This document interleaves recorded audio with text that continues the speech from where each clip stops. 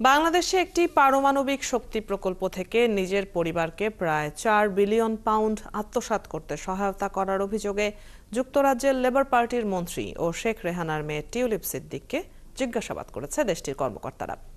মূলত দেশটির মন্ত্রিপরিষদ অফিসের ন্যায় এবং নৈতিকতা দল তাকে এই জিজ্ঞাসাবাদ করে। এক প্রতিবেদনে এই তথ্য জানিয়েছে যুক্তরাজ্যের সংবাদপত্র সানডে টাইমস। বিস্তারিত মনিরুজ্জামান বাবুর প্রতিবেদনে।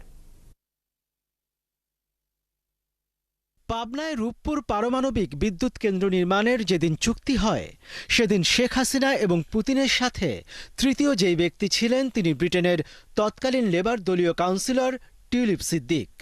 আর এখন তিনি ব্রিটেনের আর্থিক খাতের দুর্নীতি প্রতিরোধের দায়িত্বে থাকা একজন মন্ত্রী। এই তথ্য দিচ্ছে ব্রিটিশ পত্রিকা ডেইলি মেইল।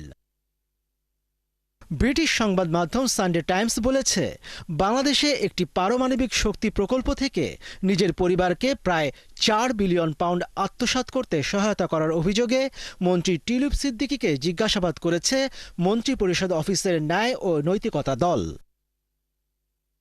টিউলিপ সিদ্দিকের বিরুদ্ধে অভিযোগ, বাংলাদেশের সদ্য ক্ষমতাচ্যুত প্রধানমন্ত্রী শেখ হাসিনাকে বিদ্যুৎ কেন্দ্রের জন্য রাশিয়ার সাথে একটি দুর্নীতির চুক্তিতে সাহায্য করেছেন তিনি।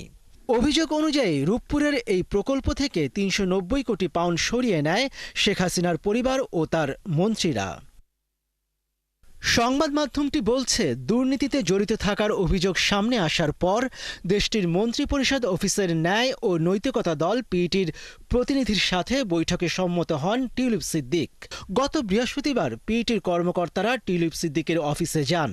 এ সময় তাদের কাছে অভিযোগের জবাব দেন টিউলিপ। গেল ৩ সেপ্টেম্বর বাংলাদেশের হাইকোর্টে একটি রিট দায়ের করা হয়। এই রিটে অভিযোগ করা হয়, রূপপুর পারমাণবিক বিদ্যুৎ কেন্দ্র প্রকল্পে চুক্তির আড়ালে শেখ হাসিনা ও তার পরিবারের সদস্যরা $৫০০ কোটি ঘুষ নিয়েছেন। রিটে এই বিষয়ে দুদকের তদন্ত দাবি করা হয়। ডেইলি মেইল বলছে, চুক্তির মধ্যস্থতার অন্তরালে ছিলেন টিউলিপ সিদ্দিকী। অভিযোগ উঠেছে, রুশ কর্মকর্তাদের যোগসাজশে মালয়েশিয়ার একটি ব্যাংকের মাধ্যমে এই টাকা হস্তান্তর করা হয়। মনিরুজ্জামান বাবু, ৭১।